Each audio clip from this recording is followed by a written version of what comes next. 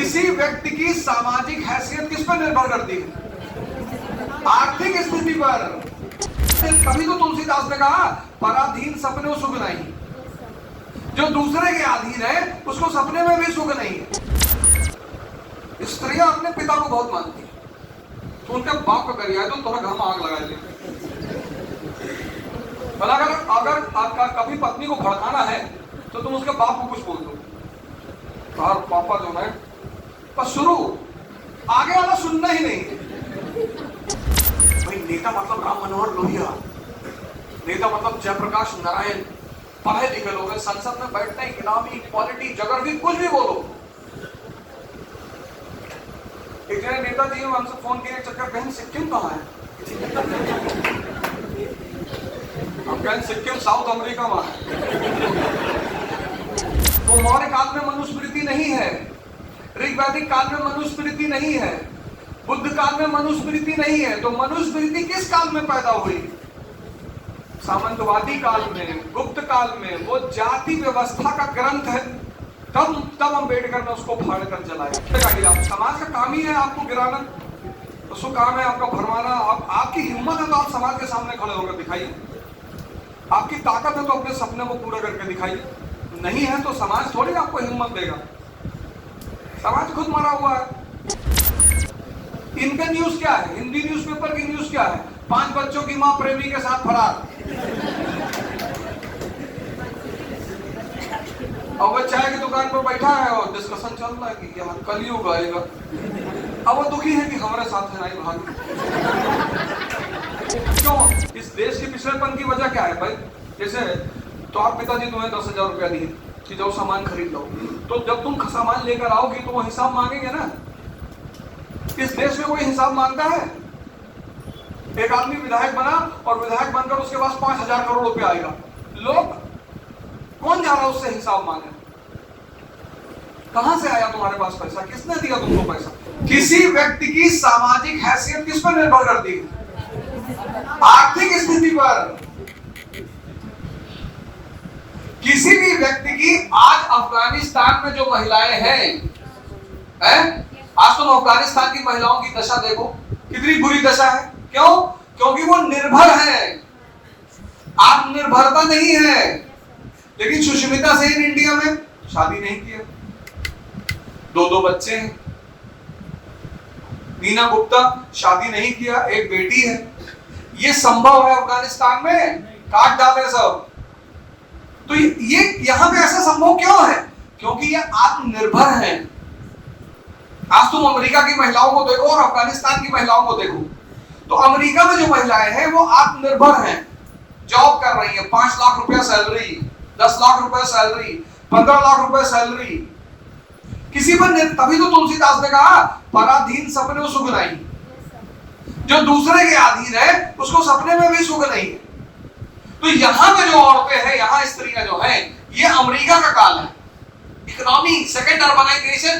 भारत का मसालों के बाद जो दूसरा सबसे बड़ा उत्पाद का निर्यात होता है वो है कपड़ा, और कपड़ा सिलने की मोनोपोली किसके पास है? औरतों के पास है। तो इस काल में औरतों की आर्थिक स्थिति बहुत अच्छी है। तो चूंकि उनकी आर्थिक स्थिति अच्छी है इसलिए सामाजिक स्थिति अच्छी है। इस काल में द्वितीय नगरी क्रांति का पतन हो गया। ये अफगानिस्तान का काल है, तालिबान काल। जाकी बिटिया सुंदर देखी तापर जाए धरी तलवार। कौन लिखता है? पृथ्वीराज रासो। सामंतवादी समाज है, सामंतवादी समाज है ये तालिबान पीरियड है भारत का। तभी तो वो लिखता है जाकी बिटिया सुंदर देखी।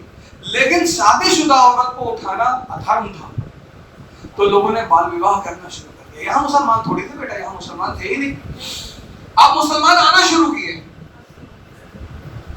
तो बाल विवाह शुरू हुआ सामंतवाद की वजह से। फिर औरत के पास इस काल में पिता की संपत्ति में, तो अब सुप्रीम कोर्ट ने हक दिया ना अब, वरना औरत को पिता की संपत्ति में हक नहीं था, पति की संपत्ति में हक नहीं है, शिक्षा का अधिकार नहीं है। तो मान लो 10 साल की लड़की की शादी हुई और 11 साल में विधवा हो गई। अब तुम सोचो कि 11 साल में एक लड़की विधवा हो गई और उस विधवा के पास आय का कोई स्रोत नहीं है, उस विधवा के पास शिक्षा नहीं है, उस विधवा के पास संपत्ति पर अधिकार नहीं है। और जो भी स्त्री की मदद करेगा वो स्त्री का उपयोग करेगा। ये नियम है, ये नियम है, ये नियम है। इसीलिए स्त्रियां अपने पिता को बहुत मानती हैं, स्त्रियां अपने पिता को बहुत मानती हैं। तो उनके बाप को करिए तो थोड़ा घर में आग लगा लीजिए। अगर आपका कभी पत्नी को भड़काना है तो तुम उसके बाप को कुछ बोल दो, तुम्हारा पापा जो है बस शुरू, आगे वाला सुनना ही नहीं। तो पापा होश में रहो। उसकी वजह यह है कि पिता एकमात्र पुरुष है स्त्री के जीवन में जो उसका उपभोग नहीं करता। उसकी बहुत बड़ी वजह यह है।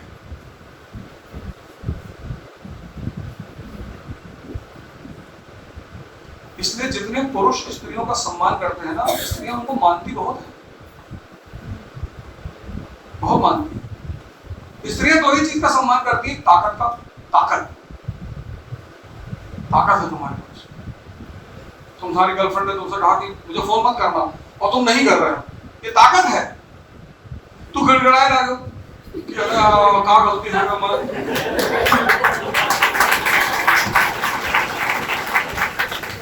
हम नोएडा से जाते थे कल बार, तो एक लड़की को समझा रहा था मेट्रो में कि देखो मेरे कहने का मतलब ये नहीं था।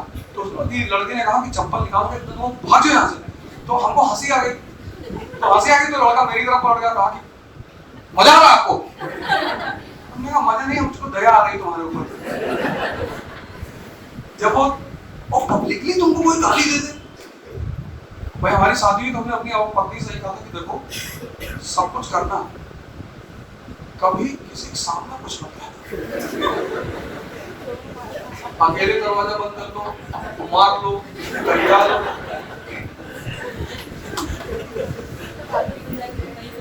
तो उन्होंने इस बात का सम्मान किया। किसी बात पर दुखी होती तो कहा अंदर आओ।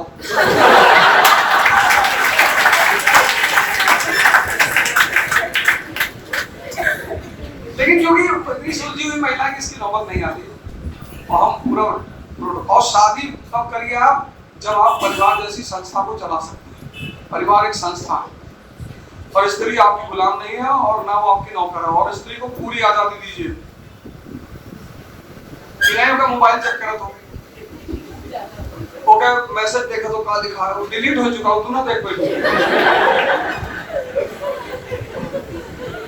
ये है, देखो एक सूत्र याद रखो। सूत्र क्या याद रखना है कि सामाजिक स्थिति किस पर निर्भर करती है?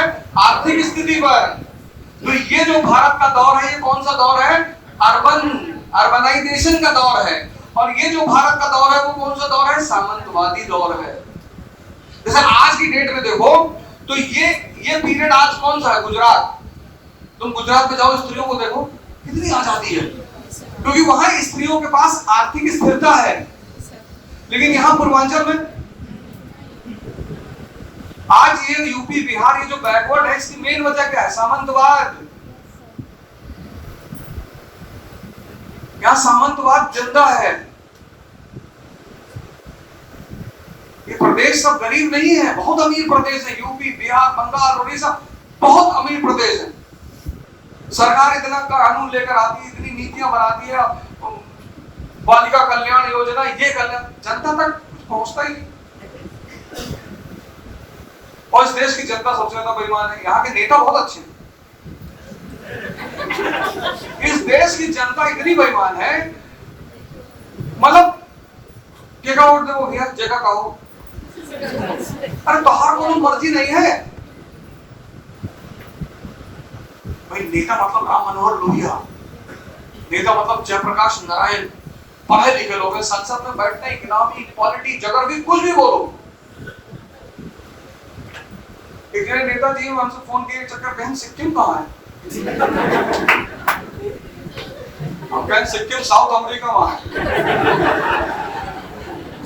फोन काट दी। फिर हमको पहले पता रहा सिक्किम वैसे कहो, हम जब सुन के लागत रहा सिक्किम।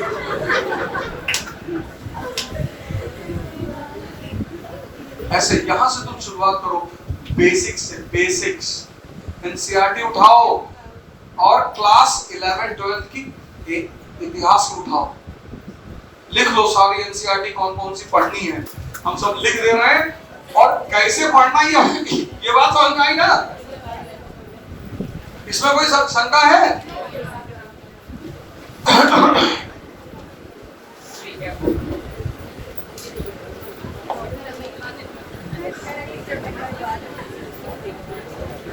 देखो इतिहास, हिस्ट्री की एनसीईआरटी तुम ले लो 11th और 12th की पुरानी एनसीईआरटी, पुरानी 11th 12th हिस्ट्री, बस इतने पढ़े मत तुम्हें जो है सब याद आवे लगी। 11th 12th हिस्ट्री, 11th की जो है वो प्राचीन भारत है, एंशिएंट इंडिया, किसने लिखी है? आर एस शर्मा ने। और ये पूरी एनसीईआरटी मैंने YouTube पर अपलोड कर रखी है, फ्री। आप वहां से उठाइए, इसको पढ़िए, एक एक चैप्टर जैसे मैंने पढ़ाया है। तो जब तुम ये किताब खत्म कर लोगी तो तुमको ये समझ में आ जाएगा कि पढ़ना कैसे। Medieval India Satish Chandra, modern India Vipin चंद्र, ये इतिहास में। भूगोल, ज्योग्राफी,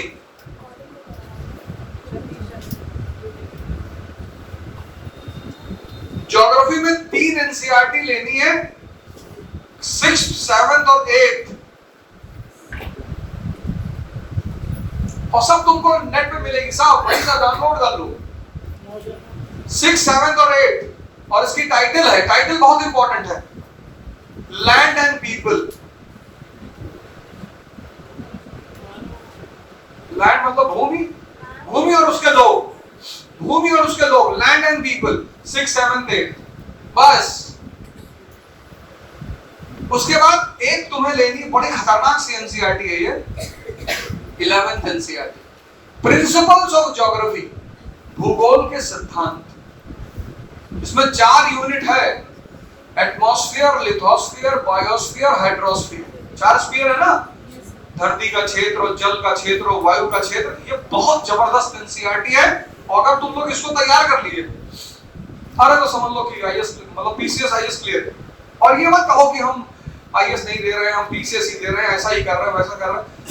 देखो हम फिर एक बात को रिपीट करेंगे कि बाहर व्यस्तता बहुत ज्यादा है, और मैं ऐसा कोई वादा नहीं करना चाहता हूं जो हम पूरा ना कर पाए। मतलब लेकिन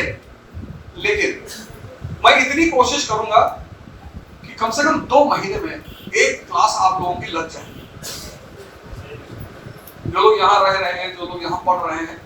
लेकिन उसमें शर्त यही है कि जितना काम आपको दिया जाएगा वो काम आपको करना है। क्योंकि अगर कोई व्यक्ति कहीं से आ रहा है और आप उस काम को पूरा नहीं कर रहे हैं तो फिर आपको फायदा ही क्या है। और किसी से ये मत, और मैंने कहा और ध्यान से शुरू करिए। आप अपनी शक्ति को, ये सब किताबें बच्चों की किताबें, छोटी छोटी किताबें।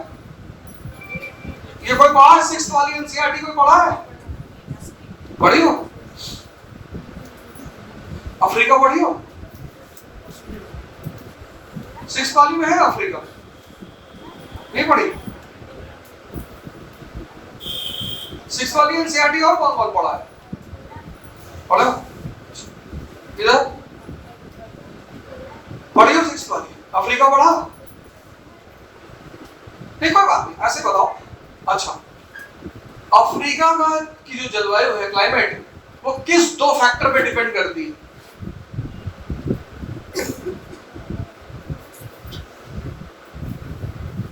सोचो, क्लास 6 की एनसीईआरटी है, कक्षा 6, और इनको याद नहीं आ रहा है, तो इसमें इनकी गलती नहीं है।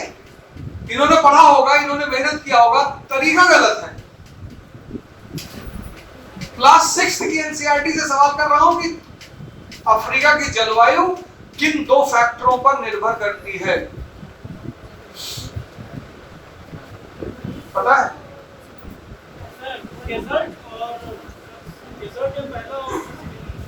नहीं, वो मैं नहीं पूछ रहा हूं, मैं कह रहा हूं फैक्टर पूछ रहा हूं। कि कौन से दो फैक्टर हैं जिस पर अफ्रीका की पूरी जलवायु निर्भर करती है। अब ये बात तुमको पता है, तुमने रटी इसको, जैसे वो डायग्राम अभी मैंने बनाया डायग्राम वाला, कभी उस तरह से पढ़ने की कोशिश की?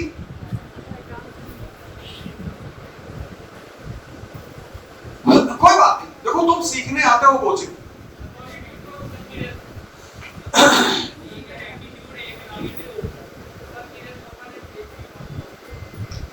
अब देखो नहीं ठीक ठीक सही कह रहे, उससे क्या होगा? देखा जाएगी तो गर्मी बहुत अधिक होगी,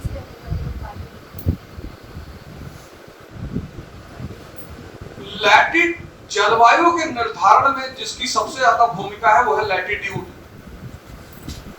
और अफ्रीका जो महाद्वीप है वो 37 डिग्री नॉर्थ और 34 डिग्री साउथ लैटिट्यूड के बीच में है, यानी पूरे साल जो सनरेज है वो उसको मिलता है। दो फैक्टर है, दो, पहला फैक्टर है उष्णता टेम्परेचर, और दूसरा फैक्टर है बारिश वर्षा। उसमें 4 प्रकार के क्लाइमेट है, जिसमें तुम एक डेजर्ट बता रहे हो, एक इक्वेटोरियल है, एक सूडान है, एक डेजर्ट है, एक मेडिटेरेनियन है। मैं कह रहा हूं ना, हम तुम बता रहे हैं कि तुम लोग पढ़ते बहुत हो गए, तुम्हारे इस क्लास में बैठे हुए कम से कम 70% लड़के पढ़ते होंगे पक्का, तुम्हारी दिशा गलत है।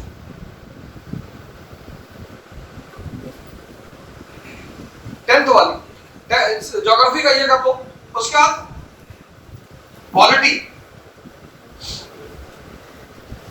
पॉलिटी में 3 एनसीईआरटी खरीद लो और जबरदस्त एनसीईआरटी, क्लास 10th की एनसीईआरटी खरीद लो, 11th की सरकार और उसके अंग, organs of the government, ultimate NCERT, ultimate organs of the government, सरकार और उसके अंग।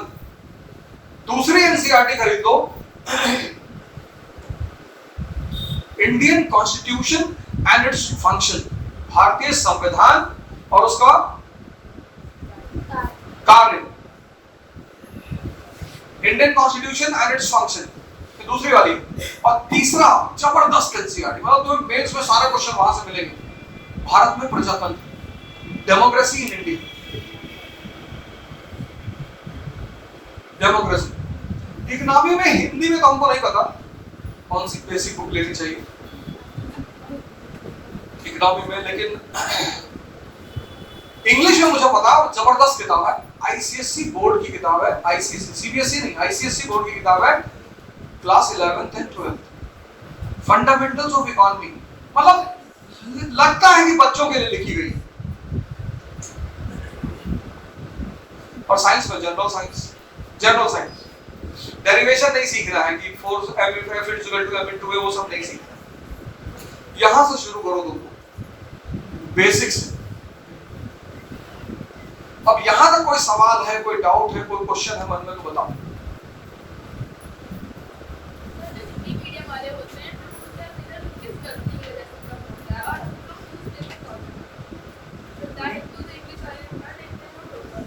अच्छा, 2 सवाल इन्होंने कहा हिंदी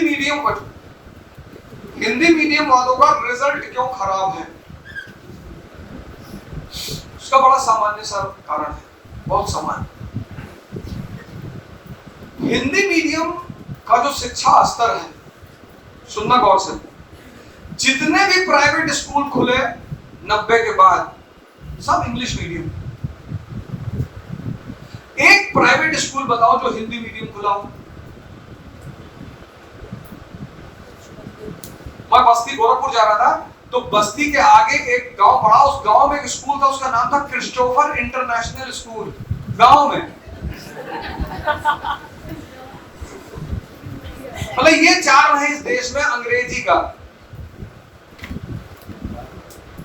तुम एक स्कूल बताओ प्राइवेट जो हिंदी मीडियम में खुला हो। ये प्राइवेट थोड़ी है, तो संस्था रन कर रही है ना, प्राइवेट जैसे फातिमा इंटर कॉलेज। तो एक तो 90 के बाद जो शिक्षा का स्तर है वो प्राइवेट स्कूलों ने अपने पास रखा, अच्छी शिक्षा दी, अच्छा पैसा लिया और इंग्लिश मीडियम में लिया। हिंदी मीडियम या तो सरकारी स्कूल में या आरएसएस जैसी जो संस्थाएं चला रही थी वहां पर। दूसरी बात, ये जो सरकारी स्कूल है भाई, गोंडा बहराइच बस्ती में लोग कहा कि बस टीचर बन जाओ, जिंदगी में कुछ कर ही नहीं।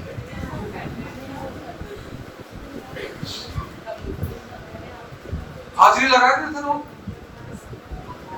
सबसे निगलेक्टेड जो चीज है वो है टीचिंग इस देश में। हम सबको नहीं कह रहे हैं, लेकिन बेसिक से लेकर, अब एक बहुत छोटा सा सवाल, तुम यहीं से अंदाजा लगा लेना इंग्लिश मीडियम की हालत, हिंदी मीडियम की हालत क्यों खराब है।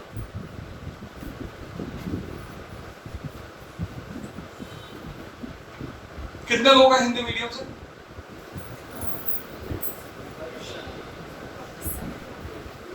भारत के सारे राज्य बताओ और राजधानी। राजधानी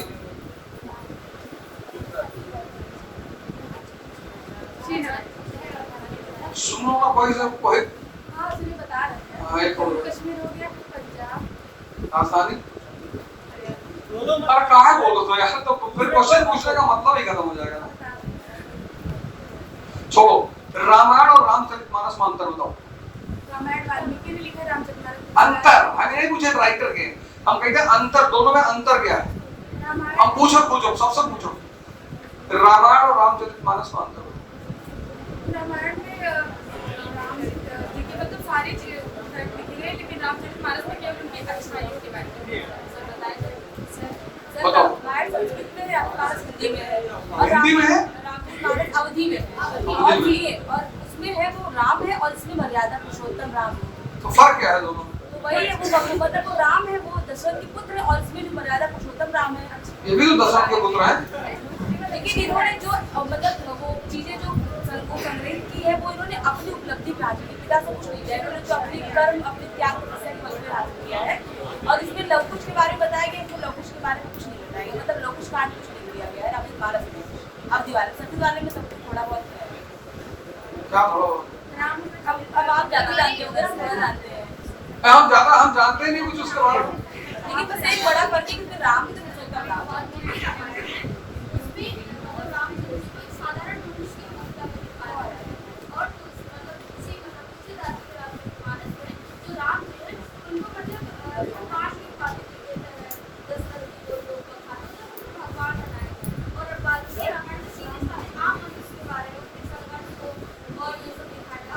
किस काल में रचना हुई वाल्मीकि रामायण की?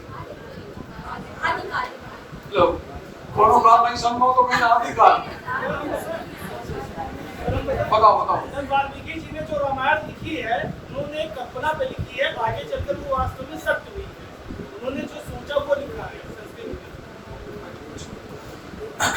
वाल्मीकि की जो रामायण है वो सामंतवाद का दर्शन है, सामंतवाद। इसीलिए उसमें जाति पर बड़ा बल है। संभूक जो है वो नीची जाति का है, वो ज्ञान पाने की कोशिश कर रहा है, उसकी हत्या कर दी राम ने, क्योंकि वो सामंतवाद की रचना है। सामंतवाद, अभी वो जो डायग्राम मैंने बनाया था ना, और रामचरितमानस जो है वो अर्बन संस्कृति की रचना है। किताब जो है, जैसे सिनेमा जो है, सिनेमा वो समाज का दर्पण है ना, ऐसे साहित्य क्या है? समाज का दर्पण है। किसी भी काल को अगर समझना है, ये जैसे है ऋग वैदिक काल, लेटर वैदिक, 6वीं शताब्दी, मौर्य काल, पोस्ट मौर्य, तो हर काल की एक पुस्तक है जो उस काल के बारे में बता रही है। जैसे अगर तू पिक्चर देखो, मूवी देखो, तो मूवी क्या है? समाज का दर्पण है ना। श्री 420 मूवी देखी है, सुना है ना, राज कपूर वाली। उसमें गाना है, प्यार हुआ इकरार हुआ है, प्यार से फिर क्यों डरता है दिल। राज कपूर मजदूर है, छाता लिए हुए, बारिश हो रही है, बारिश पैंट में चारों तरफ फटी हुई है, पैंट, छाता फटा हुआ है, और दोनों मजदूर हैं। मधुबाला भी नरगिस भी मजदूर है, ये भी मजदूर है। और फिर वो उससे कह रहा है, जो है एक्टर जो एक्ट्रेस से कह रहा है कि प्यार हुआ इकरार हुआ है, प्यार से फिर क्यों डरता है दिल। तो वो लेडी कह रही कि डर नहीं रहा है, भिखमंगे हो तुम, गरीब हो। 1970 का गाना है, फूल तुम्हें भेजा है खत में, फूल नहीं मेरा दिल है। इतनी गरीबी खाने को है नहीं, कहां से क्या भेजेंगे। लेकिन अब गाना क्या है, कुड़ी कहती है मैनू जगुआर रहे। समाज बदला, अर्थव्यवस्था बदली, ऐसे किताबें भी जो है वो किसी काल का प्रतिनिधि करती हैं। ये है हिंदी मीडियम की कमजोरी। उसका बेसिक्स जो है, उसका जो कॉन्सेप्ट है कुछ स्पष्ट ही नहीं है। B.R. अम्बेडकर ने मनुस्मृति को क्यों जलाया? किसका? अम्बेडकर का? नहीं, उनको नहीं समझ में आया होगा तो उन्होंने ऐसा। अब ये तुम्हारे प्रश्न का जवाब है। तुमने पढ़ा सब कुछ, तुमने कभी जानने की कोशिश नहीं की। मनुस्मृति जाति व्यवस्था की ग्रंथ है। वो मौर्य काल में मनुस्मृति नहीं है, ऋग्वैदिक काल में मनुस्मृति नहीं है, बुद्ध काल में मनुस्मृति नहीं है। तो मनुस्मृति किस काल में पैदा हुई? सामंतवादी काल में, गुप्त काल में। वो जाति व्यवस्था का ग्रंथ है।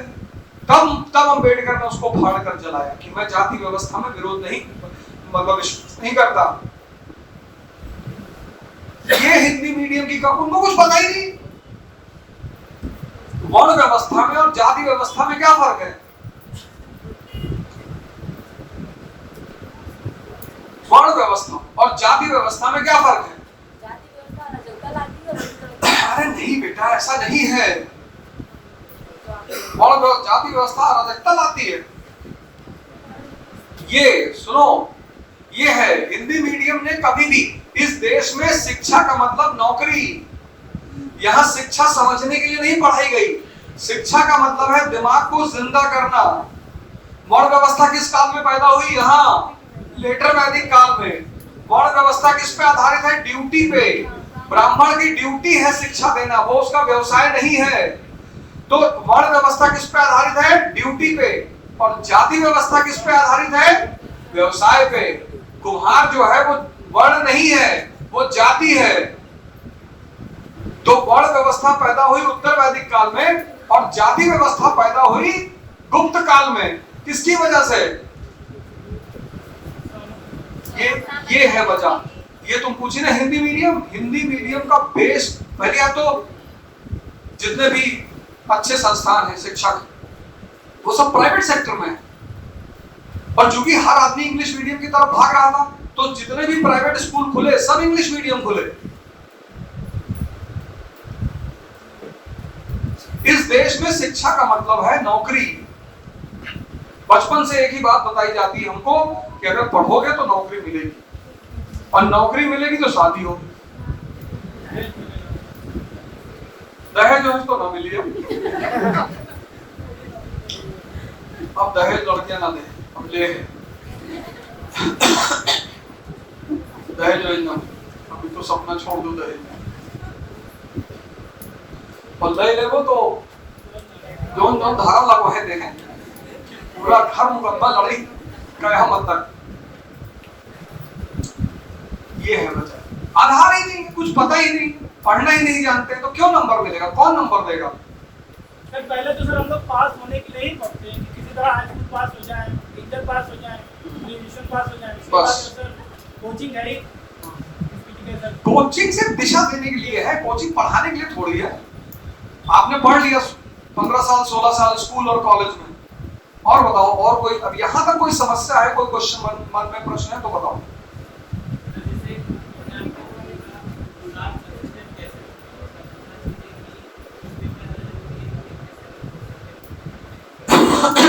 अगर तुम्हारा सपना अपना है तो तुम कंसिस्टेंट रहोगे। जो उधार के सपनों पे जीते हैं कि पापा कहा तो है IAS बन जाओ, हम अपने पापा का सपना पूरा करना चाहिए, तो तुम्हारा सपना ही नहीं है। भाई अम्बेडकर का अपना सपना है ना, तभी तो उनकी कंसिस्टेंसी है। IAS बनना मुश्किल नहीं है, 1 साल सन्यासी बनकर जीना मुश्किल है। क्लास में पढ़े 3 घंटा, बाहर निकले 4 लोग मिल गए। अब वो 4 लोग जो 5 लोग आपको मिले, शुरू हो गए फलाने ऐसा है, फलाने ये है। अब तुमने जो कुछ पढ़ा वो सब वॉश आउट हो गया। इसीलिए मैंने पहली चीज क्या कही कि मन से शुरुआत करना है। एक ताकतवर मन ही महत्वाकांक्षा की पूर्ति कर सकता है, बाकी कोई नहीं कर सकता। चाहे जहां पढ़ो, लंदन पढ़ो, अमेरिका पढ़ो, चाहे जहां पढ़ो, अगर तुम्हारा मन तुम्हारे साथ नहीं है तो तुम कहीं भी पढ़ो। एक लड़की हमसे मिलने आई थी गोंडा आने से पहले, तो उसने चौथा अटेम्प्ट दिया था आईएएस का, और पूरी तैयारी है उस लड़की की, पूरी, मतलब तैयारी में कोई कमी ही नहीं। चौथा अटेम्प्ट पूरी नहीं हुआ क्योंकि एग्जाम से एक हफ्ते पहले उसकी तबीयत खराब हो जाती है, उसकी नींद चली जाती है, रेस्टलेस हो जाती है कि मेरा कहीं नहीं होगा, तो नहीं हो रहा, फिर नहीं हुआ। तुम युद्ध के मैदान में बाद में हारते हो, पहले तुम खुद से हारते हो। और वही जो उल्टे सीधे कॉन्सेप्ट तुम्हें समाज ने दे दिया, सब परिवार ने दे दिया, अब उनकी भी विचारों की गलती, उनको नहीं पता था। हमारे प्रिंसिपल ने एक बार हमारे पिताजी को बुलाया, तो उन्होंने पिताजी से कहा आपका लड़का आपके खानदान की नाक कटाएगा। तो पिताजी ने बड़ा अच्छा जवाब दिया, कहीं हम कौन से मुगल खानदान के हैं, हमें क्या जाना था, कम से कम नकवा कटाई तब वो लोग जनी है, वही उपलब्धि है। अब इस तरह से हर आदमी नहीं हो सकता ना। हाँ, हमारे पिताजी को अक्सर बुलाया जाता था और पिताजी हमसे कुछ कहते ही नहीं थे, कभी कोई बात ही नहीं थी, हम कहा ही नहीं। हमने कहा उन्होंने मुझे 2 चीजें जीवन में गिफ्ट कर दी, एक तो कभी मारा नहीं, भगवान दुआ से घर पे है, मारा ही नहीं, और मारे के चक्कर में मातारी से लड़ जाता रहे, कहा तू कुछ ना काबू होगा। और मातारी हमको बाबू बनाना चाहती थी, क्लर्क, भैया देखो ऐसा ऐसा ऐसा ना, भैया बियावा ना हो भैया।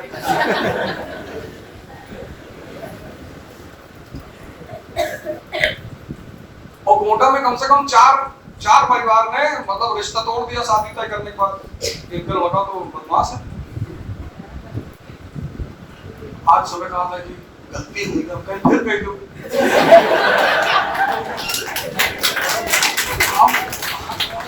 दिक्कत आई। तो यहाँ पे भाई लड़के ये तो समाज है, ये तो करेगा, ये तो बोलेगा ही। आप समाज का काम ही है आपको गिराना, उसको काम है आपको भरवाना। आपकी हिम्मत है तो आप समाज के सामने खड़े होकर दिखाइए, आपकी ताकत है तो अपने सपने को पूरा करके दिखाइए।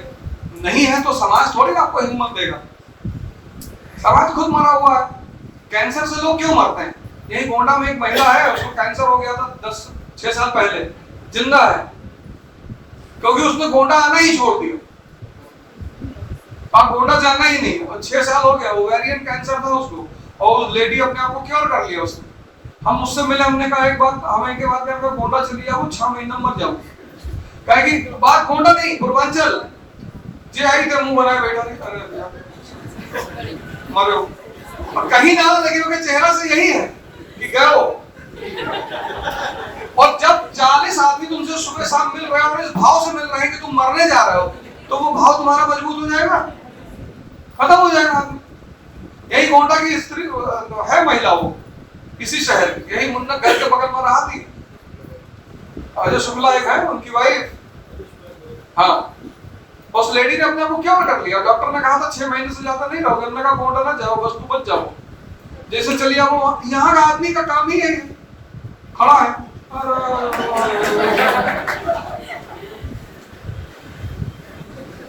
अब चूंकि भाई हम शहर में बाहर जाते हैं, लंदन जा रहे हैं, अमेरिका सेमिनार लेने, अब कुछ नहीं कह पावत है। अब मैं एस्केप वेलोसिटी से बाहर निकल गया ना, 11.2 किलोमीटर पर सेकंड। अब क्या करें? भाई एक हमारा स्टूडेंट आया डीएम बन के गोंडा में, उसे बताया कि गांजा पी थी, तो उसने कहा हम जानते हैं, हमने बताया, हमको मुंह बना के चला है। क्या रहा भाई, बंद रहो, शहर के रहो तो कुछ अच्छी बात बता दे। तो अरे साहब तो लड़का मानता बहुत है हमको, उसने कहा पता है हमें, चलिए बाहर हटिए यहाँ से, हटिए यहाँ से, नहीं भगा दी। फिर बाद में आए हमसे कहें कि एक बात मजाक में कहना, साहब बुरा मान के हमने मजाक मत ना कहे तो वो आगे लगावे की, लेकिन दांव तो हर उल्टा पड़ेगा ना ही, तू जान तो अवध हम नहीं जानी। लेकिन इसी शहर में बहुत लोग हैं जिन्होंने मुझे हमेशा से फैन है, इनसे हमारा लगाव का कौन मजा है भाई। हम जब कुछ नहीं रहे तब वो हम इतने मानत रहे, अब ये कहूँ पकड़ ले जाते, कोई लगे लेके चला आते, मने नहीं करी। हमारी बिटिया कल हमसे कहा थी, आप मोइन अंकल को मना नहीं करते हैं। हम कहे तुम भी मत करना, बहुत खतरनाक आदमी है, मेरे पापा गाली बहुत देते हैं। आप कहें देने दो, तुम भी सीख लो दो चार। उसको ले ही गए थे कि देखो गाली कैसे दी जाती है। पार्ट है भैया, हमारे गेम का पार्ट, गेम का पार्ट है, रहा नहीं है बनाएंगे। लेकिन लेकिन लेकिन ये शुरू से हम कोनो बात इनसे तब्बो कहते हैं, तब्बो हम कोनो बात का मना नहीं करते रहे। भाई हमारा एक दोस्त आया और दिल्ली से, एक छोटी सी घटना बता रहे हैं। हमारे माता जी को भगाया नहीं घर से, देश भर के लफंगा थोड़ा सा घूमा वो भगाए थे। अब यार इतनी बेइज्जती बताओ, कोई आया बात तो ये लेके अपने घरे रखी, हवाई पे अपने घरे रखी, उनका पता नहीं चला कि हमारे घरे नहीं आ रहा हो। हर आदमी का आपके जीवन में कोई ना कोई योगदान होता, कुछ ऐसा नहीं है। यहाँ पे बहुत अच्छे अच्छे लोग हैं ऐसा नहीं, लेकिन बहुसंख्यक क्या है? बहुसंख्यक आपको परेशान कर देंगे। मैं उन बहुसंख्यकों से बचने की बात कर रहा हूं आपसे। और न्यूज़पेपर का जहां तक सवाल है, न्यूज़पेपर भैया हिंदी मीडियम के जो न्यूज़पेपर हैं, न्यूज़पेपर क्या है? डेमोक्रेसी का चौथा स्तंभ है, उसके बिना प्रजातंत्र हो ही नहीं सकता। इस देश का असली राजा कौन है? यहाँ की जनता। तो 545 लोग लोकसभा में जब कोई काम करेंगे तो उस जनता को बताएंगे ना हमने किया। तो किसके थ्रू बताएंगे? प्रेस के थ्रू बताएंगे, न्यूज़पेपर के थ्रू बताएंगे। लेकिन इस देश का आदमी बजट पढ़ना ही नहीं चाहता। भाई हिंदी न्यूज़पेपर की गरिमा क्यों गिरी हुई है? क्योंकि यहाँ का जो उसकी मार्केट है हिंदी न्यूज़पेपर की, इनने जनहित नहीं कि इजराइल कहाँ है। इनका न्यूज क्या है? हिंदी न्यूज़पेपर की न्यूज क्या है? 5 बच्चों की मां प्रेमी के साथ फरार। अब वो चाय की दुकान पर बैठा है और डिस्कशन चल रहा है कि यार कलयुग आएगा। अब वो दुखी है कि हमारे साथ है नहीं भागी।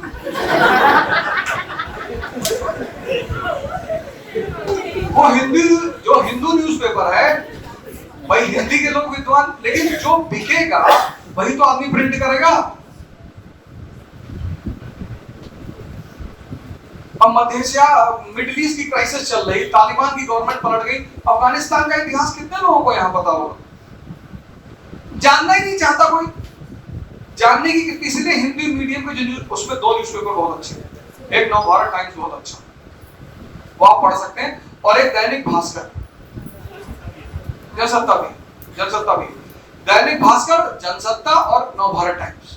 आपको सिर्फ न्यूज़पेपर पे एक काम करना है कि आप सरकार और विपक्ष की तरह न्यूज को तैयार करें।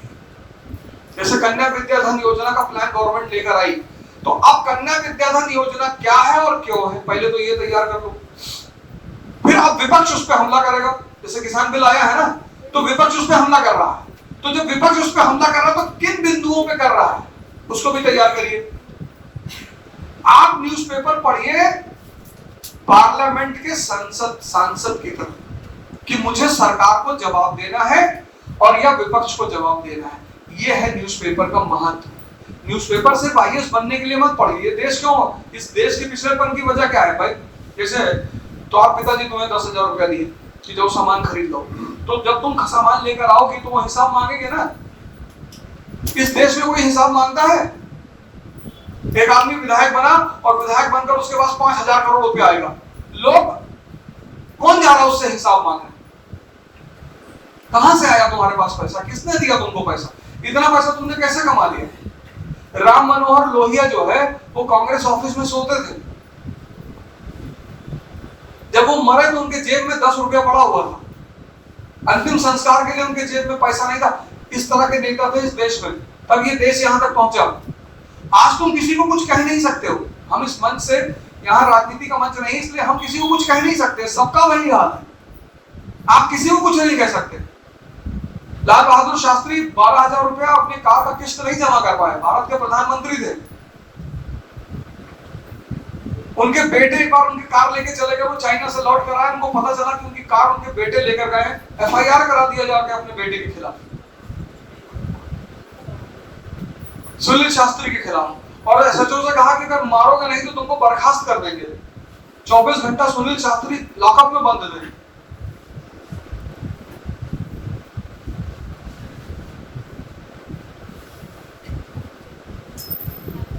ये दौर था। आज चाइना, पाकिस्तान, भारत तीनों मुल्क एक साथ आजाद हुए ना। चाइना देखो सुपर पावर के रेस में है, क्यों? राजनीति सशक्त है। पाकिस्तान खत्म और हिंदुस्तान लड़खड़ा रहा है।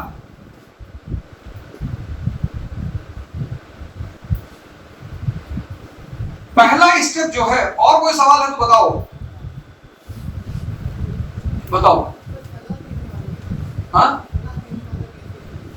सलाह देने वाला एक दो पैमाने बड़े अच्छे हैं। पहला पैमाना यह है कि जिस आदमी ने तुमको कोई सलाह दी हो और सलाह सही बैठी हो, उसको तुम अपना सलाहकार बनाओ।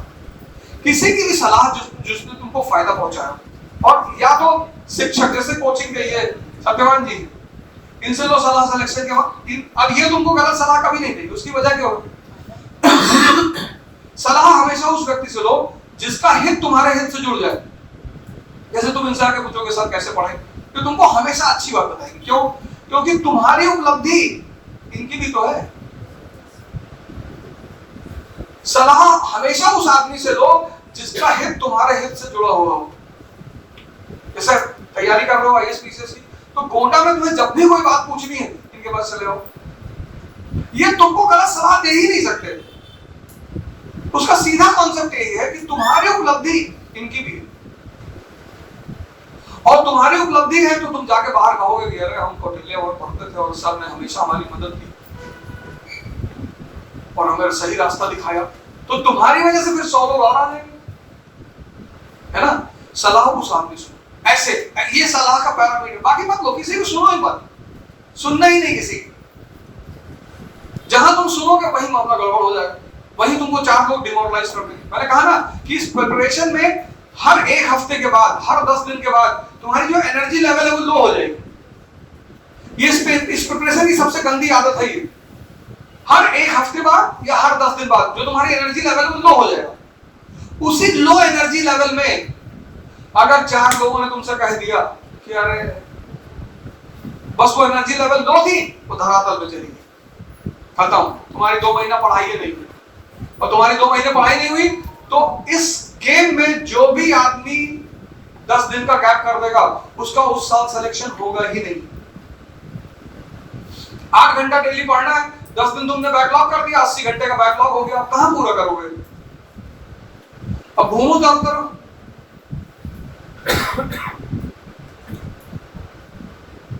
ठीक, और कोई सवाल? सर्विस के साथ जॉब के साथ सर 24 घंटा तुम्हारे पास है जीवन में, इससे ज्यादा नहीं है। 24 घंटा। तुम्हारी जॉब कितने घंटे की है? तो 6 माइनस कर दो 24 में से, कितना हुआ? 18।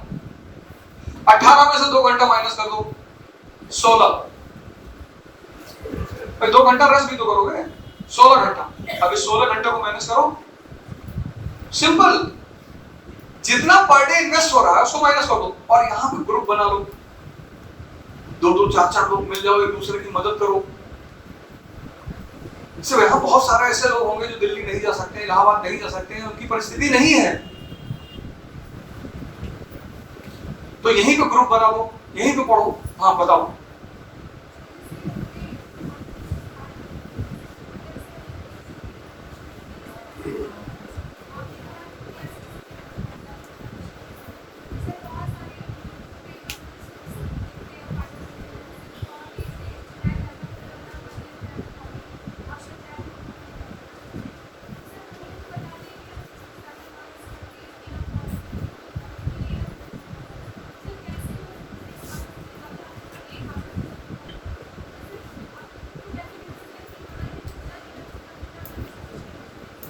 अब तुम्हारे सवाल का जवाब ये कि टीना दाबी, जब इस लेडी ने 10+2 पास किया, ग्रेजुएशन में गई, इसने उसी साल कोचिंग ज्वाइन कर ली।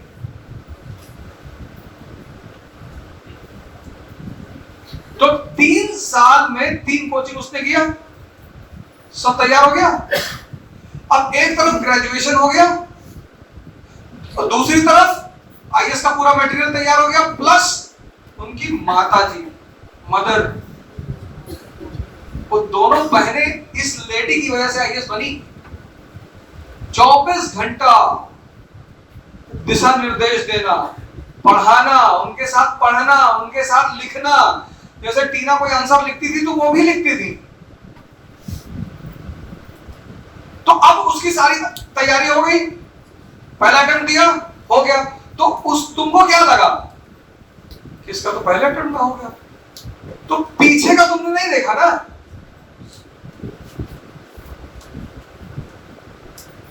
जैसे जो टॉपर हैं वो क्या कहते हैं, जैसे निशा अग्रवाल है 51 रैंक पहले अटेम्प्ट में, लेकिन तैयारी तो 2 साल पहले से ही कर रही थी ना। उसमें वो क्यों, वो तो यही कहेगी कि मेरा पहले अटेम्प्ट में हो, वो सही कह रही है। जितने टॉपर हैं वो सही कहते हैं कि मेरा पहले अटेम्प्ट में हुआ, सही है। लेकिन कोई ये, तुम उनसे ये तो पूछो कि सर तैयारी कब से कर रहे थे।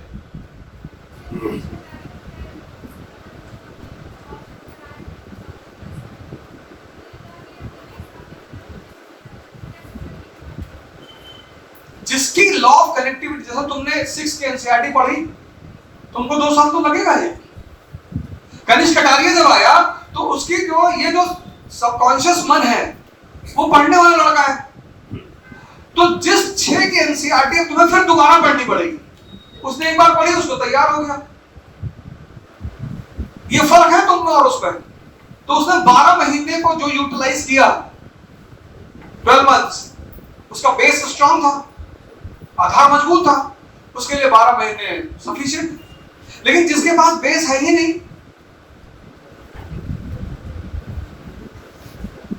इसलिए मैंने तुमसे किस क्लास का क्वेश्चन पूछा, 6th का। ये फर्क होता है।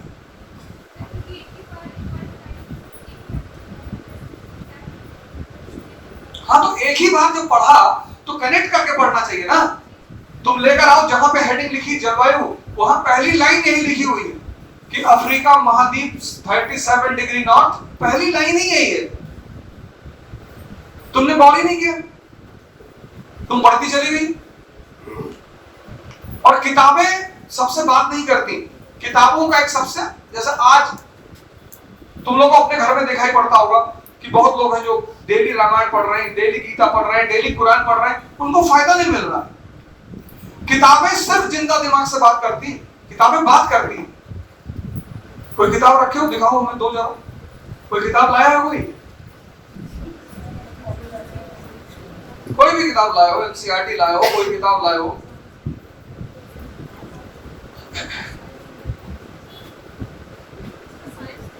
साइंस की 2 एनसीईआरटी है। अब देखो, कोई भी एक पैराग्राफ उठा लो। अच्छा, ये गाइड है।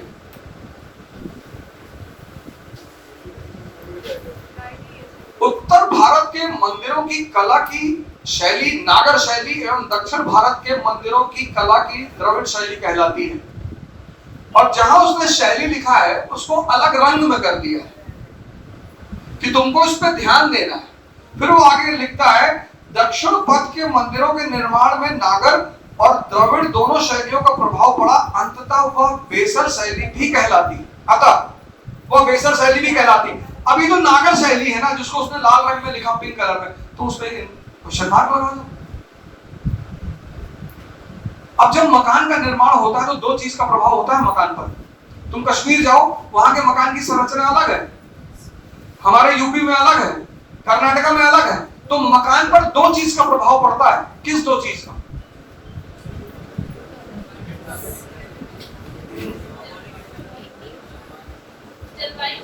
और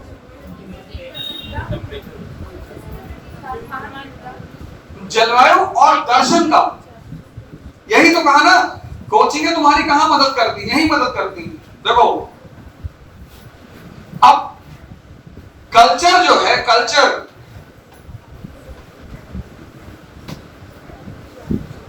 फिर ये वाला डायग्राम देखो उठाकर, ऋग्वैदिक, later Vedic, 6th century BC, Mauryan period, post Maurya, Gupta period, post Gupta, Rajput. यहां इस पीरियड में कौन सा आर्किटेक्चर है?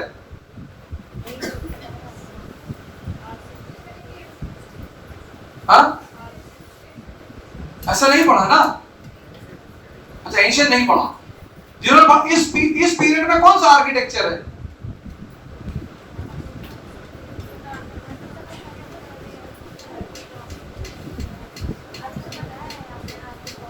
इस पीरियड में है, तुम्हें मिलेगा स्तूप। इस पूरे पीरियड में तुम्हें क्या मिलेगा? चैत्य। इस पीरियड में तुम्हें क्या मिलेगा? विहार।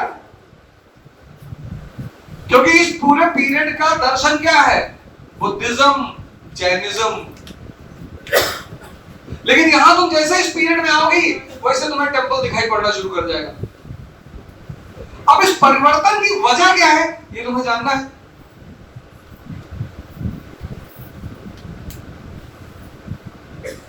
आज पहली बार मैंने जो सेमिनार लिया है तो उसमें मैंने मन से शुरुआत की, बाकी कभी मैंने मन से शुरुआत नहीं की, आज पहली बार किया है।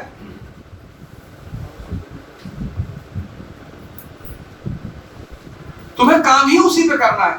टेंपल यहां है ही नहीं, है ही नहीं टेंपल। टेंपल यहां से शुरू होता है, यहां पर उसको गति मिलती है और यहां पर वो अपने पीक पर पहुंचता है। यहां क्वेश्चन मार्क लगाना है। तुम रटने की कोशिश कर रहे हो, रट नहीं पाओगे।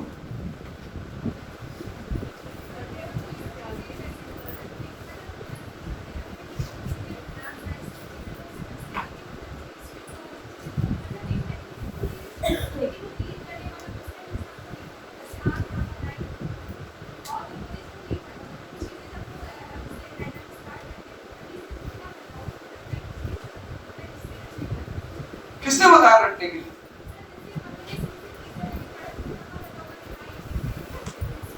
नहीं, एक क्यूरियोसिटी पैदा होती है कि नहीं होती? भाई तुम्हारे दिमाग में और एक मजदूर के दिमाग में फर्क होगा कि नहीं होगा? यही तो है, यही तो एक्स्ट्रा चीज है। जैसा कहते हैं ना, एक्स्ट्रा ऑर्डिनरी पर्सनैलिटी है। ऑर्डिनरी तो हम सब हैं, मोदी जी ने उसमें कुछ एक्स्ट्रा चीजें ऐड कर दी तो वो एक्स्ट्रा ऑर्डिनरी हो गया। एक्स्ट्रा ऑर्डिनरी हो गया, प्रधानमंत्री बन गया। अब लोग सोच रहे हैं कि भैया मोदी जी ने क्या किया होगा? मोदी जी ने इतना संघर्ष किया होगा, इतना, भारत का समाज है ना, कितने लोगों से वो व्यक्ति लड़ा होगा और किसी ने गौर ही नहीं किया होगा। कितने लोगों ने उस आदमी को ताना मारा होगा, कितने लोगों ने न जाने क्या क्या कहा होगा और वो आदमी वो हर चीज पी गया होगा। अगर वो आदमी हर आदमी से लड़ने जाता तो आज चपरासी भी नहीं होते। लेकिन उस आदमी ने अपने मन को मुक्त रखा, उसको समझ में आ गया था कि यार सारा खेल कहां टिका हुआ है। जिसको भी ये चीज समझ में आ गई कि सारा दुनिया का सारा खेल बस एक ही जगह टिका है, मन। अब तुम कोई चीज पढ़ रही हो और तुम्हारे मन में क्यूरियोसिटी नहीं पैदा हो रही है तो तुम्हारा दिमाग सो रहा है, खत्म है। और अगर तुम्हारा दिमाग जगा हुआ है तो उसको पता करेगा, तो यहीं पे तो तुम एक्स्ट्रा ऑर्डिनरी बनोगे। भाई इस गोंडा से इतने लोग आईएएस बने हैं, पीसीएस बने हैं, ऐसा नहीं कि शहर से सिलेक्शन नहीं हुआ। कुछ अलग बात मुझे पता चली। भाई आज की डेट में तुम लोगों ने किताबें तो सबने खरीद ली होंगी, लेकिन अनसॉल्व शायद ही किसी ने अनसॉल्व खरीदा हो। और अगर खरीदा भी होगा तो उसके 10 साल के पेपर पर होमवर्क नहीं किया होगा। जबकि जीत का सारा फार्मूला किताब में नहीं है, अनसॉल्व में है। क्या पूछता है और कैसे पूछता है, ये। और कोई बात?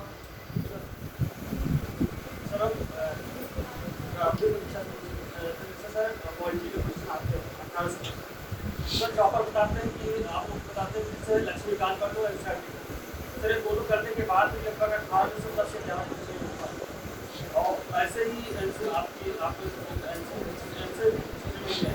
एक मिनट शांति बनाइए, बहुत अच्छा क्वेश्चन पूछ रहे हैं, बहुत बढ़िया क्वेश्चन पूछ रहे हैं, सुनिए इसको ध्यान से। हाँ सर, जैसे आपका आंसर मान लीजिए बहुत कमी के बहुत के बाद सर इसमें उसकी क्वेश्चन की लेंथ कितनी होती है कि सो एनसीईआरटी से आपने बेसिक चापा वगैरह होता है, तो उससे क्वेश्चन मतलब हम लोग कर नहीं पाते, खासकर हिंदी मीडियम और फिर जो इंग्लिश मीडियम के लिए वो सर वो अपने साइंस रखने अपनी मतलब वो लर्न बढ़ा करके वो वाले क्वेश्चन कर लेते हैं, ये वाले क्वेश्चन छोड़ देते, तो हम लोग मैक्सिमम लोग परीक्षा से बाहर हो जाते हैं हिंदी मीडियम वाले। हिंदी में। तो सर कैसे क्या जाए मतलब जो हम लोग गाँव देहात से तो अपना वही देहात से ज़्यादा क्वेश्चन निकालने की कोशिश करते हैं, तो कैसे ये क्वेश्चन सॉल्व कर सकते हैं? दुनिया में एक चीज है कॉमन सेंस, जो बहुत अनकॉमन है, पहले तो सबके पास है नहीं, और अगर है भी तो एक परिस्थिति में वो मर जाती है। कौन सी परिस्थिति? स्ट्रेस में। परीक्षा मतलब जैसे तुम उसी क्वेश्चन पेपर को जो परीक्षा हॉल के बाहर करते होगे तो हो जाता होगा, लेकिन जब परीक्षा हॉल के अंदर करते हो तो गड़बड़ा जाते हो। 100 में से 60 क्वेश्चन करने होते हैं, 30 क्वेश्चन जो होते हैं 30 वो जनरल होते हैं, सब मार लेते हैं सब। बाकी जो 30 क्वेश्चन होते हैं वो कॉमन सेंस बेस्ड क्वेश्चन होते हैं, और उनको ये बखूबी पता होता है कि तुम्हारा कॉमन सेंस इस वक्त काम ही नहीं कर रहा होगा। 90% लोग ऐसे होते हैं जिनका कॉमन सेंस एग्जामिनेशन हॉल में मर जाता है। जैसे अब तुमने एक क्वेश्चन पढ़ा, पहला 5 क्वेश्चन पढ़ा, तुम्हें नहीं आता तो तुम तुरंत स्ट्रेस में आ जाओगे कि भैया गए, या 5 क्वेश्चन आता है तो तुम बहुत खुशी हो जाओगे। सारी जो परीक्षाएं हैं यार, मैं शुरू किया महाभारत के बारे में बोला, थियोसॉफिकल सोसाइटी के बारे में बोला, जितना भी खेल है सारा परीक्षा 50% में आईएएस में लड़का टॉप करता है, 50 यानी 50% ऐसी चीजें हैं जो किसी को आती ही नहीं। जैसे सामान, तुम्हारा क्या ऑप्शनल है? आईएएस में कौन सी नौकरी चाहते हो? यूपी सिविल सर्विस में? नौकरी से पहले सिलेक्शन हो, उसके बाद हाँ तो सिलेक्शन होगा तो कौन सी नौकरी लोगे? मैक्सिमम लोगों का सर आईएएस होता है। मैं तुम अपने बताओ यार, तू आईएएस आईएएस किस सेवा के अंतर्गत आती है? सर प्रशासन सेवा समूह कार्य, कितनी तरह की सेवाएं हैं सिविल सर्विस में? 3 तरह की सेवाएं हैं। कौन कौन सा? जैसे सरकार में समूह का दो में आती नहीं तुम ये बताओ, तुम ऑल इंडिया सर्विस चाहते हो कि केंद्रीय सर्विस चाहते हो? है sir, all India all India. All India में कितनी है? सर आईएएस आईपीएस और ये और केंद्रीय में? कितने सर जैसे रेलवे सेवा, डाक सेवा और समूह कार्य जितनी आती है। और भारत में सिविल सेवा में परीक्षा की शुरुआत कब हुई? सर 1923 से भारत में और लंदन में दोनों के साथ पहली बार परीक्षा कब शुरू हुई? 1800। देखो सामान्य क्वेश्चन में अब तुम्हारा पब्लिक एडमिनिस्ट्रेशन ऑप्शन है? तो तुम्हारे लिए ये सामान्य प्रश्न है, तो तुम अगर सामान्य प्रश्न को गलत कराओगे तो कॉमन सेंस वाला प्रश्न सर ये ऑप्शनल के लिए सर तुम्हारे लिए सामान्य है कि नहीं है? सामान्य सिविल सेवा में परीक्षा में सिविल सेवा में परीक्षा की शुरुआत हुई चार्टर अधिनियम 1853 से।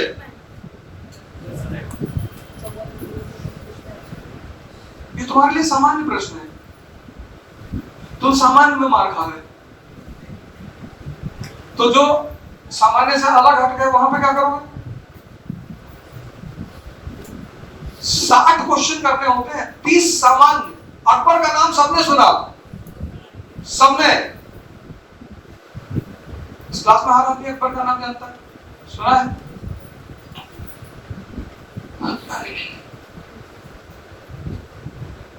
अकबर की मां का नाम बताओ, हम जिससे पूछे वही बताया, बताओ। इधर से कोई भाई है जो हमेशा बता रहे आंसर की बहुत गलत बात है, और नाना का जानना चाहिए, इतना महान आदमी, उसके नाना का ही प्रभाव है उसके पूरे जीवन पर। अब जहांगीर शाह के नाना का नाम अगर पूछा जाए तो वो क्लिष्ट क्वेश्चन हो जाएगा कि जहांगीर शाह का खुद का नाम इंपॉर्टेंट नहीं है। तुम्हें सबसे पहले ध्यान देना है सामान्य प्रश्नों पर। सामान्य प्रश्न मतलब वो जो रेलेवेंसी के तथ्य पर टिके हुए हैं, उन्हें पूछा ही जाना है। वहां अगर तुम गलती करते हो तुम गेम से बाहर होगा।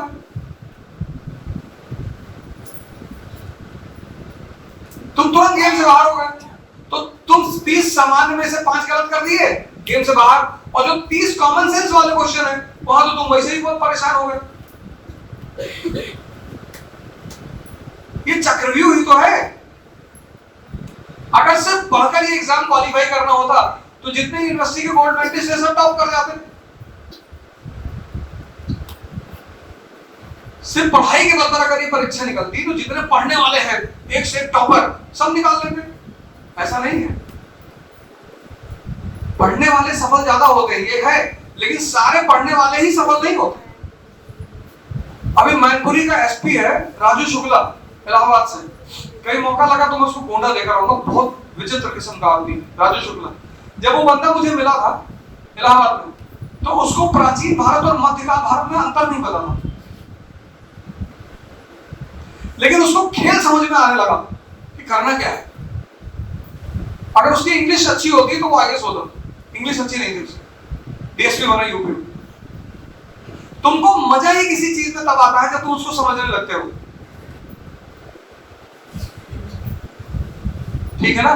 तो पहले तुम अपनी सामान्य जो विषय का जो सामान्य संरचना है उस पर अपनी पकड़ बनाओ, है ना। और सवाल वो तो तुम हमसे बेहतर बताओगे।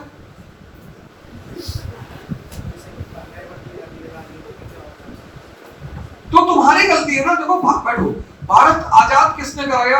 उन शख्सों ने आजाद कराया भारत को। जैसे आज अगर तुम फेसबुक चेक करो, आजकल 2-3 यूनिवर्सिटी बड़ी खतरनाक है। एक फेसबुक यूनिवर्सिटी है, एक व्हाट्सएप यूनिवर्सिटी है। पूरे मध्यकाल में, मतलब मैं पढ़ाना छोड़ दूं, अगर पूरे मध्यकाल में कोई एक सांप्रदायिक दंगा बता दे तो औरंगजेब का सबसे खास आदमी था जय सिंह। एकमात्र आदमी था जय सिंह जिसको उसने अपने सेना का चार्ज दिया था। अपने बेटों को नहीं दिया उसने, अपने बेटों को उसने चार्ज नहीं दिया, उसने जय सिंह को चार्ज दिया। और शिवाजी को उसने छोड़ा भी सिर्फ एक वजह से, क्योंकि जय सिंह जबान देकर शिवाजी को लाए थे आगरा।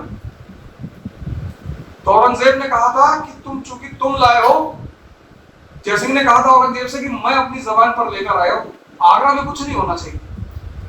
उसने कहा ठीक है, आगरा में कुछ नहीं होने देंगे। लेकिन औरंगजेब की कितनी कहानियां बाजार में हैं। भाई जब भिंडरवाला गोल्डन टेम्पल में बैठा था तो इंडियन आर्मी ने जब गोल्डन टेम्पल पर हमला किया तो मंदिर टूटा, कई सारे लोग मरे। तो जैसे भिंडरवाला बैठा था तो इंडियन आर्मी ने उस पर हमला किया, ऐसे ही मथुरा के टेंपल में जाट विद्रोही बैठे हुए थे। उसने भी सेना को ऑर्डर दे दिया कि निकाल के लाओ इनको मंदिर से। तो जब सेना मंदिर में घुसेगी तो मंदिर टूटेगा।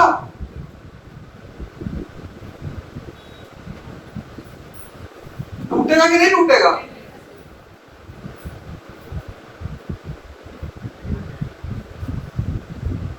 लेकिन आज देश की स्थिति है उसमें किसको कौन जवाब मांग रहा है कि बजट का पैसा कहां खर्चा हो रहा है? कोई मांग रहा है? सरकार की निरंकुशता, कोई भी सरकार हो। 10 साल मनमोहन सिंह जी प्रधानमंत्री थे, अर्थशास्त्री थे ना। सेकंड सेट ऑफ रिफॉर्म्स उनको शुरू कर देना चाहिए थे, किसने मना किया? लेकिन नहीं किया उन्होंने। किसने उनको रोका था? किसी ने नहीं। उनको करना चाहिए था, उन्होंने किया ही नहीं। क्योंकि इस देश का आदमी, अब एक बार हम डीटीसी बस में जा रहे थे, एक भाई साहब पेन लिए हुए थे और पेन से जो है उसका जो सीट थी उसके सीट में पेन ऐसे घुसा रहे थे। और नई नई बसें चली हुई थी कॉमनवेल्थ गेम्स के समय। तो मैंने उनसे कहा कि यार, अरे भैया ये क्या कर रहे हो?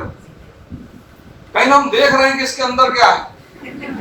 हम कहें यहाँ लगा के देखो, यहाँ वहां तो हम बता देंगे क्या है।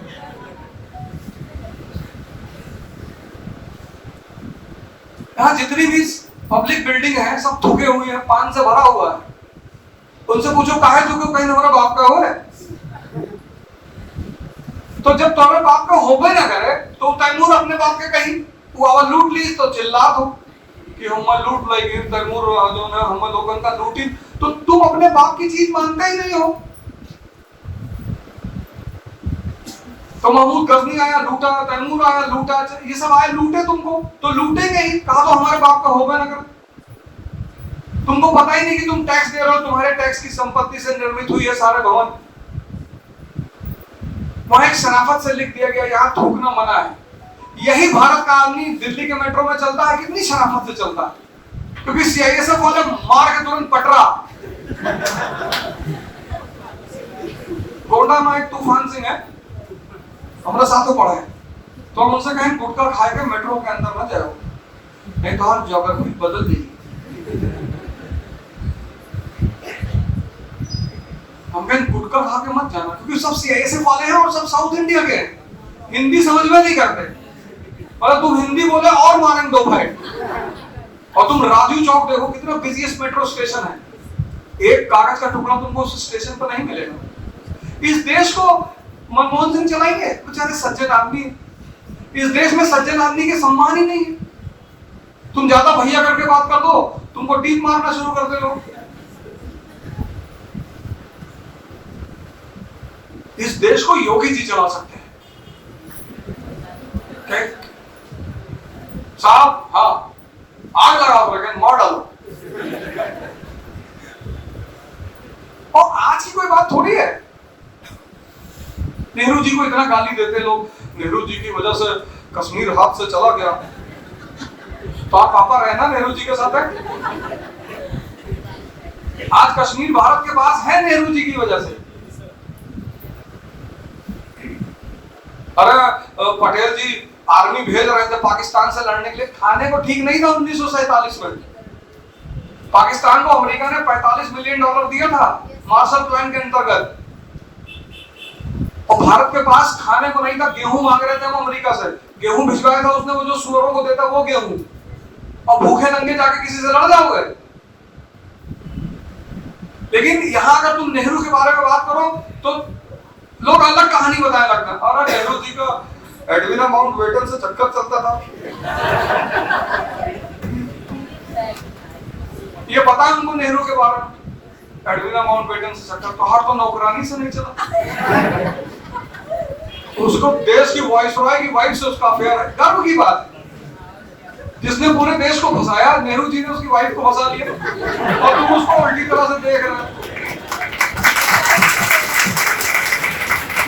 और गांधी जी के बारे में, गांधी जी वो बहुत थे, गांधी जी 17 साल की उम्र, 2 लड़कियों कंधे पे हाथ रख के चलते थे, तुम 17 में नहीं चल पाए।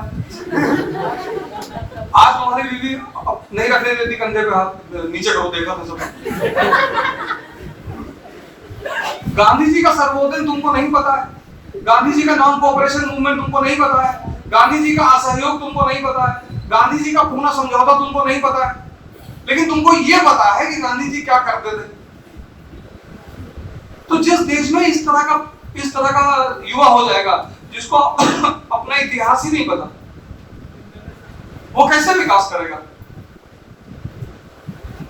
क्यों करेगा?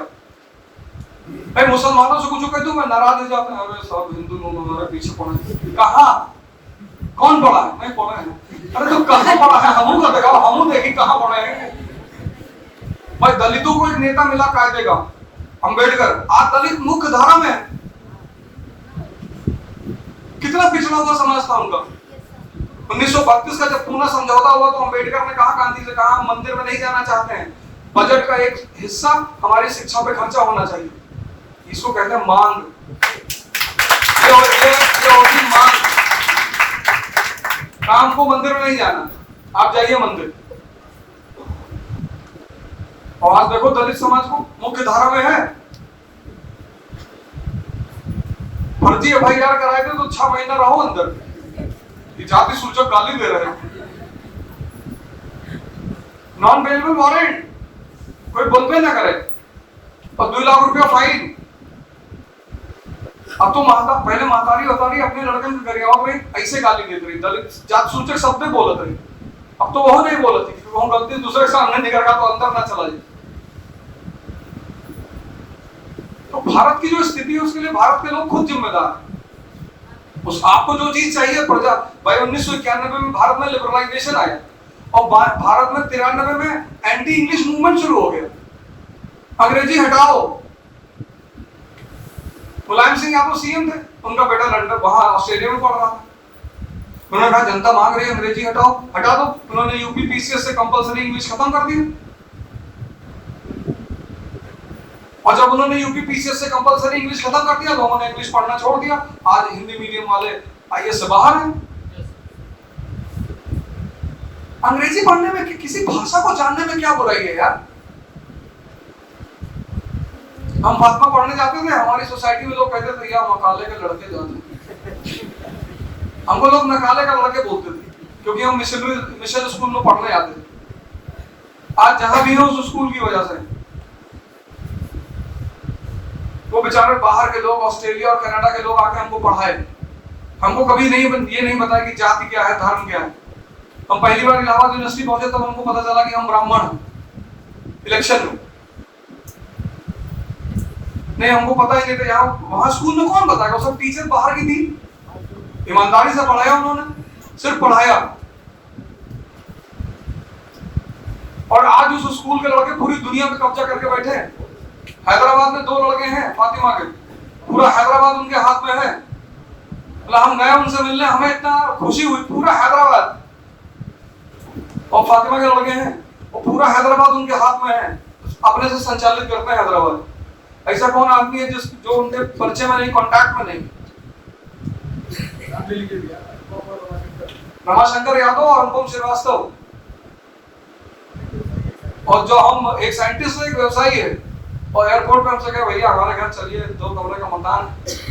तो मन में सोचेगा 2 कमरे में रहा कैसे? हमें क्या पता कि 2 कमरा में वॉशरूम बनवाए हो ना, बड़ा मकान। तो ले आकर अपने मकान के सामने खड़ा किया। तो हमने कहा ठीक है, क्या मकान का आप ही का मकान है ना हमारा? कहते आप भैया आइए। और सरलता और शालीनता और कोई मतलब हम कहें यहाँ गए घर में उसके ना, जबरदस्त मकान, 100 करोड़ का तो मकान है। और बात इतनी शालीनता से करना है, शराफत से। यहाँ देखो ऐसे तिरछे खड़ा, मतलब भैया सीधे खड़ा हो जाओ, नहीं खड़ा। और कहो हमारा रात दरबार गुटका डाल ली तब और कहानी खत्म होगी। तो तुम्हारी जो शालीन, तुम शिक्षा क्या करती है? तुम्हें महान ही तो बनाती है। शिक्षा अगर तुम्हारे दिमाग को जिंदा नहीं कर पा रहे तो शिक्षा किस काम की है? कि वो तथ्य नोट्स मतलब ऐसा होता है जैसे अब हमने वार्सेई की संधि है 1919 में, तो हमारा नोट्स बनाने का तरीका क्लास में भी यही है। नोट्स मतलब केंद्र बिंदु जिसको जोड़कर आप पूरी कहानी बना ले। 1919 की संधि वार्सेलिस की, 1919, 1923, 1926, 1929, 1931 और 1934 ये मेरा नोट्स है। और इस पूरे नोट्स में 5 टॉपिक समाये हुए हैं। 5 इस पूरे नोट्स में 5 टॉपिक समाये हैं। एक तो वार्सेली की संधि हो गई। इस संधि के बाद जर्मनी जो है आर्थिक संकट में आ गया, 23 में डिफ्लेशन हो गया। अब जब जर्मनी में अंधेरा छा गया तो अमेरिका उसकी मदद के लिए आया। 1926 डाउस प्लान, अमेरिका ने आर्थिक सहायता देनी शुरू कर दी जर्मनी को। लेकिन जैसे तू ये नदी में डूबत है और तू तैरे जाना तो, और तू नदी में कूदे इनका बचाने के लिए, और जैसे तू कूदे तू भी होश हो, तो दोनों गए। अब अमेरिका, जर्मनी डूब रहा था, कौन कूदा बचाने के लिए? यूएस। लेकिन जैसे यूएस कूदा, यूएस बेहोश हो गया। 1929 इकोनॉमिक डिप्रेशन, पश्चिम के जगत में अंधेरा और यूएसएसआर में रोशनी, पूंजीवाद के जगत में अंधेरा और साम्यवाद में रोशनी। इसी 1929 के डिप्रेशन की वजह से भगत सिंह को फांसी हुई। इसी डिप्रेशन, गांधी जी की वजह से नहीं हुई, इस डिप्रेशन की वजह से हुई। आर्थिक संकट पश्चिम में, पूरा पूंजीवाद चरमरा के गिर पड़ा और यूएसएसआर चमक रहा था। 1927 में भारत में फिक्की बनी, भारत के उद्योगपतियों का संगठन। तो पुरुषोत्तम दास ठाकुर ने जाकर कहा इरविन से कि चाचा तुम भी जाओगे और हम भी जाएंगे, ये भगत सिंह भारत का दूसरा लेनिन बन रहा है। और अगर ये लेनिन बन गया तो तुम भी जाओगे हम भी जाएंगे। बोले फिर, बोले इसको हटाओ। तो 1931 में उनको हैंग किया गया। ये बहुत बड़ी घटना है विश्व के स्तर पर। 1929 आर्थिक इकोनॉमिक डिप्रेशन। अब जर्मनी में सबसे ज्यादा पैसा किसका लगा है? अमेरिका का। ये देखो डाउस प्लान। और चमक कौन रहा है? यूएसएसआर। तो जर्मनी में साम्यवाद की धारा बह रही है। वहां का पूंजीपति डरा हुआ है कि अगर ये कम्युनिस्ट सत्ता में आ गए तो हमारी तो संपत्ति गई। तब हिटलर सामने आता है 1931 के चुनाव में, और वो वहां की जनता से, वहां के पूंजीपतियों से कहता है कि हमको लाओ सत्ता में। अगर तुम हमको सत्ता में ले आए तो मैं ये साम्यवादी शब्द डिक्शनरी से हटा दूंगा। अंबानी और अदानी उसके पीछे खड़े हो गए। जनता परेशान थी, उसने जनता को नारा दे दिया, अच्छे दिन। बहुत हुई पेट्रोल डीजल की मार, अब की बार मोदी सरकार।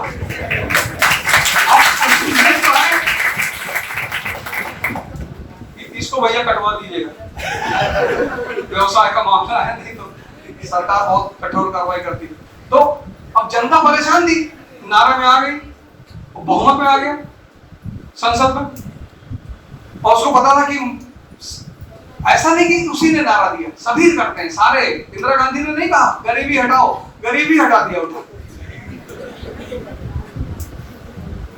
तो ऐसे नोट्स बनाने चाहिए, इस तरह केंद्र बिंदु को सामने रख के नोट्स एक पेज में। जैसे मैं चाहता हूं कि एक पेज में आपका 4-5 चैप्टर का डायग्राम पढ़ा हो, तो जब आप उस डायग्राम को उठाकर देखें तो सब कनेक्ट करते हुए चले और पूरी स्टोरी आपके सामने आ जाए। ये है नोट्स। अब लोग क्या करते हैं, नोट्स के चक्कर में किताब सामने लिख के जो किताब में लिखा उसको फिर से लिखते हैं। इतनी मोटी मोटी किताब बना रखी है, किताब से कुछ पता ही नहीं, कुछ आता ही नहीं। ठीक। और आंसर राइटिंग तभी होगी जब आपको समझ में आएगा तब। उसके लिए हम एक अलग सेशन ले लेंगे। आज तो मेरे ख्याल से 3 घंटा हो गया, 3 घंटे से ज्यादा हो गया। लेकिन आज मैंने 2 बातें बताई है। पहला मन, दूसरा बेसिक्स है। तो हम आपके सर से बात कर लेंगे। ये सेमिनार आधा खत्म हुआ है, हम इनसे बात कर लेंगे और अगली कोई डेट रख लेंगे 1 महीने के बाद या जैसा भी होगा तो रख लेंगे। आप आइए, फिर इसके दूसरे चरणों पर हम लोग चर्चा करेंगे। नहीं तो ये शाम तक चलेगी।